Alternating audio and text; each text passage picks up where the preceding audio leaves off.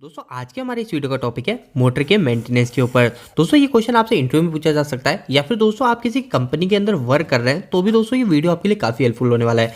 क्योंकि दोस्तों हमारी मोटर के अंदर अगर हम सही से मेंटेनेंस नहीं करेंगे तो दोस्तों क्या होगा, हमारी जो मोटर होगी वो आगे जाके फेलियर हो जाएगी, मतलब हमारी मोटर जल सकती है, खराब हो सकती है। दोस्तों किसी भी चीज़ का मेंटेनेंस करते हैं तो वो इसीलिए करते हैं ताकि उसकी जो लाइफ है उसकी लाइफ क्या अच्छी हो जाए, वो आगे लंबे समय तक चलती रहे। इस वीडियो के अंदर मैं आपको पूरा प्रैक्टिकली बताऊंगा और मैं साथ साथ अपना एक्सपीरियंस भी शेयर करूंगा। तो दोस्तों देखिए, सबसे पहली चीज, हमारे कोई भी चीज हो जैसे मोटर हो या फिर कोई भी उपकरण हो, उसके हमारे जो मेंटेनेंस होता है उस मेंटेनेंस को हम 3 भागों में बांट देते हैं। सबसे पहला होता है एक प्रिडेक्टिव, एक होता है ब्रेकडाउन और एक होता है शटडाउन। तो दोस्तों देखो ये क्या है, इसमें डिफरेंस समझ लीजिए। तो दोस्तों देखो, ब्रेकडाउन मेंटेनेंस आपको पता है, जैसे हमारी कोई मशीन है ना, जैसे हमारी कोई मशीन है, उस मशीन में हमारी मोटर लग रही है, ठीक है, हमारी एक मोटर लग रही है और हमको पता चला कि हमारी जो मोटर है वो मोटर एकदम से खराब हो गई है ना, एकदम से हमारी मोटर खराब हो गई, यानी उसकी वाइंडिंग पूरी तरीके से जल गई। उस समय हैंड टू हैंड हमारी मशीन उसी समय बंद हो जाएगी। तो दोस्तों वो जो कहलाएगा वो कहलाएगा हमारा ब्रेकडाउन मेंटेनेंस। तो उस समय हम क्या करेंगे फटाफट से दूसरी मोटर लाएंगे और वहां लगाएंगे और हमारे ब्रेकडाउन मेंटेनेंस को बंद करेंगे, ठीक है। तो यही होता है।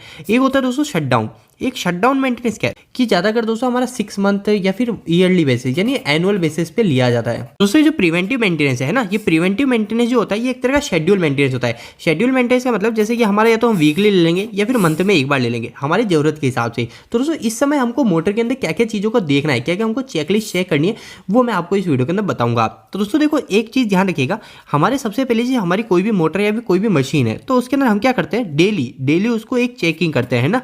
डेली हमारे जब भी हम प्लांट के अंदर राउंड लगाए जाते हैं तो हम क्या करते हैं, डेली उसको मोटर को देखते हैं। तो दोस्तों उस समय हमको क्या, कोई भी मोटर है तो उसको हमको विजुअल चेक करना चाहिए। विजुअल चेक में क्या करेंगे, यानी हमारी आंखों से हम उसको देखेंगे तो क्या क्या देख सकते हैं हम। एक तो उसकी वाइब्रेशन देखेंगे, कहीं हमारी कोई मोटर में वाइब्रेशन तो नहीं आ रही, क्योंकि वाइब्रेशन हमको हल्की फुल्की महसूस हो जाएगी। इसके अलावा अगर हमारी मोटर के आसपास से कोई नॉइज तो नहीं आ रही, वो भी चीज हम देखेंगे।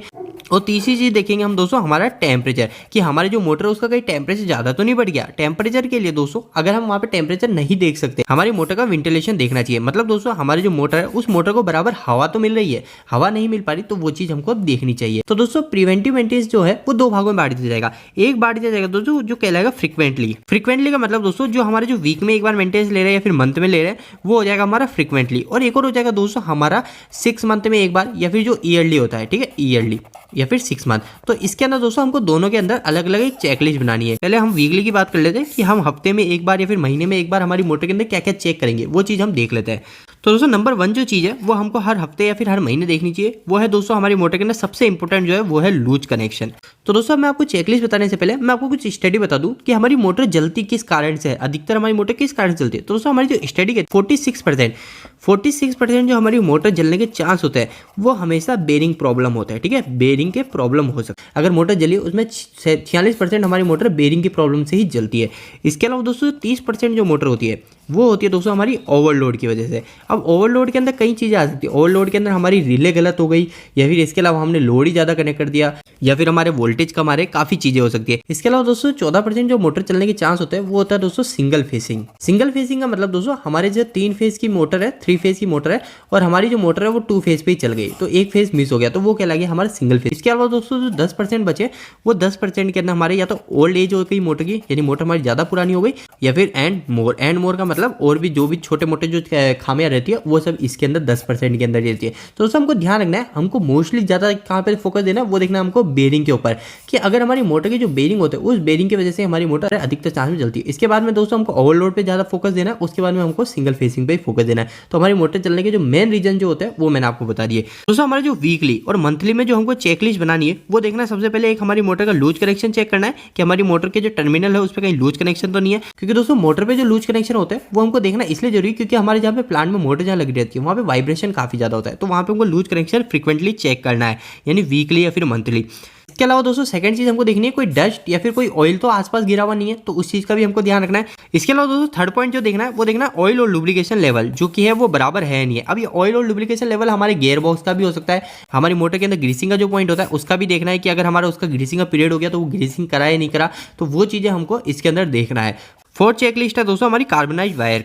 कोई वायर जो है वो कार्बन तो नहीं आ गया किसी वायर के अंदर, क्योंकि अगर किसी वायर के अंदर जैसे RYB 3 फेस हमने दे रखे हैं और 2 हमारे बराबर है और तीसरा जो फेस है इस फेस के अंदर हमारा यहाँ पे कार्बन आ गया, तो हमारी मोटर क्या हो जाएगी, एक फेस हमारी मोटर के अंदर मिस हो जाएगा और हमारी मोटर 2 फेस पे रन हो जाएगी और हमारी मोटर जलने के पूरे चांस हो जाएंगे। तो हमको ये भी चीज़ ध्यान रखनी है। फिफ्थ पॉइंट जो है वो है दोस्तों हमको देखना है एयर गैप। एयर गैप का मतलब दोस्तों हमारा क्या होता है दोस्तों, जैसे हमने कभी मोटर के ऊपर लग लगा रखा है, जैसे हमारी जो केबल है वो केबल एल्यूमिनियम की है और हमने उस पर लग कॉपर का लगा दिया, तो दोस्तों उससे क्या होता है हमारा एयर गैप आ जाता है। तो लग और वायर के बीच में एयर गैप तो नहीं आ गया, तो उस चीज का भी हमको ध्यान रखना है। और एयर गैप आ चुका है लग के अंदर, तो हमको क्या करना है, लग वापस से लगाना है उसको हटा के, तो इस चीज का भी ध्यान रखना है, एयर गैप तो नहीं आ गया। इसके अलावा दोस्तों 6 पॉइंट जो है वो है कूलिंग फैन का ऊपर। ठीक है, कूलिंग फैन ये खासकर बहुत जरूरी है, क्योंकि दोस्तों हमारी जो मोटर होगी वो मोटर को कूलिंग बराबर मिलना जरूरी है। अगर मोटर को हमारी कूलिंग नहीं मिली, हमारा उसका मोटर का जो फैन होता है, जो कूलिंग फैन होता है, अगर वो टूट गया, ठीक है, एक साइड तो ये हमारा लोड जुड़ा हुआ है, ठीक है, और एक साइड ये हमारा फैन जुड़ा हुआ है, तो दोस्तों हमारा जो कूलिंग फैन टूट गया या फिर ये जो हमारी जो मोटर के ऊपर यहाँ पे जो हमारी मोटर के फ्रेम के ऊपर जो स्लॉट कटे होते हैं ये भी अगर चौक हो गए तो इसके अंदर भी हवा प्रॉपर नहीं जा पाएगी, तो हमारी जो मोटर होगी वो मोटर हीट होकर भी जल सकती है, हमारी वाइंडिंग फेल हो सकती है।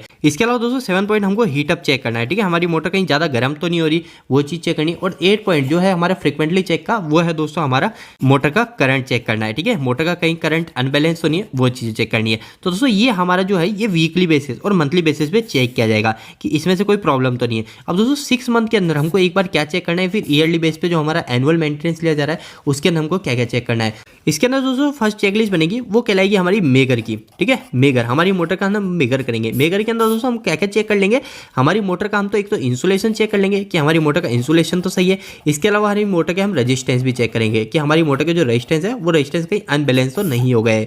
इसके अलावा दोस्तों सेकंड जो चेकलिस्ट रहेगी, मोटर के जो फुट के जो बोल्ट है, हमने मोटर जहाँ पे माउंट करके जो नीचे के जो बोल्ट होता है ये बोल्ट कहीं लूज तो नहीं हो गए, क्योंकि वाइब्रेशन के कारण ये काफी लूज हो जाता है। तो हमको एक बार 6 मंथ में या फिर ईयरली बेसिस पे ये भी चेक करने कि हमारी मोटर के जो नीचे के जो बोल्ट है फुट के वो कहीं लूज तो नहीं हो गए। इसके अलावा दोस्तों थर्ड पॉइंट जो है वो है रिले एंड ब्रेकर साइज। ठीक है, रिले और ब्रेकर साइज, यानी हमारी जो मोटर के ऊपर जो हमने ओवरलोड रिले लगा रखी है या फिर हमने कोई MPC भी लगा रखी है, तो उसकी जो रिले की जो साइज है वो साइज बराबर तो है, वो भी हमको एक बार चेक करना चाहिए। ठीक है, और रिले जो है उस रिले में हमको ट्रिप भी चेक करना चाहिए कि हमारी जो रिले है ट्रिप तो हो रही नहीं हो रही, उसका टेस्ट बटन दबा के हमको वो भी चेक करना चाहिए।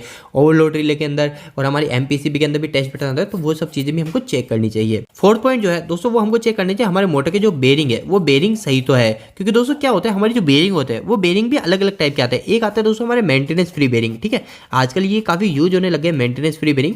ये जो बेरिंग होते हैं इनकी लाइफ काफी ज्यादा होती है, इनकी लाइफ करीब 10,000 से 40,000 घंटे तक होती है, जो कि काफी ज्यादा होती है। तो हमको देखना है कहीं हमारे मेंटेनेंस फ्री बेरिंग लग रहे हैं तब तो कोई दिक्कत नहीं आती है, फिर भी हमको ईयरली बेसिस पे एक बार चेक करना चाहिए, क्योंकि ये जो मेंटेनेंस फ्री बेरिंग होते हैं इनकी जो लाइफ होती है इनकी लाइफ 2 से 3 साल के आसपास रहती है। फिर भी दोस्तों हमको ईयरली बेसिस पे इसको चेक करना चाहिए। और हमारी जो बेरिंग होती है, बेरिंग की भी चेकलिस्ट होती है कि हमारे कितने घंटे के बाद बेरिंग को वापस से लुब्रिकेशन देना है, तो वो चीजें भी हमको देखनी है।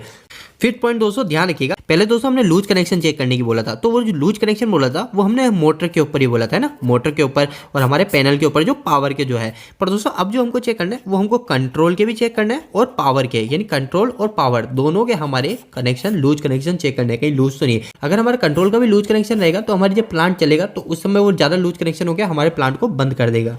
इसके अलावा दोस्तों लास्ट पॉइंट जो है वो हमको चेक करना है, वो देखना है हमारी मोटर का जो अलाइनमेंट है वो अलाइनमेंट प्रॉपर है या नहीं है, क्योंकि दोस्तों अगर मोटर हमारी डिसअलाइनमेंट हो जाएगी तो हमारी मोटर क्या हो, हमारी मोटर ओवरलोड पे चलेगी, हमारे साउट भी टूट सकती है, ऐसी कई प्रॉब्लम आ सकती है। तो दोस्तों मैंने कुछ ये इंपॉर्टेंट पॉइंट बताए, इनको चेक करके आप अपनी मोटर को फेल होने से बचा सकते हैं। दोस्तों अगर आप इलेक्ट्रिकल या फिर मैकेनिकल फील्ड के अंदर पढ़ाई या फिर जॉब कर रहे हैं और इससे जुड़ी जानकारी और लेना चाहते हैं, तो दोस्तों हमने एक वेबसाइट स्टार्ट करी जिसका नाम है www.engineeringdost.com।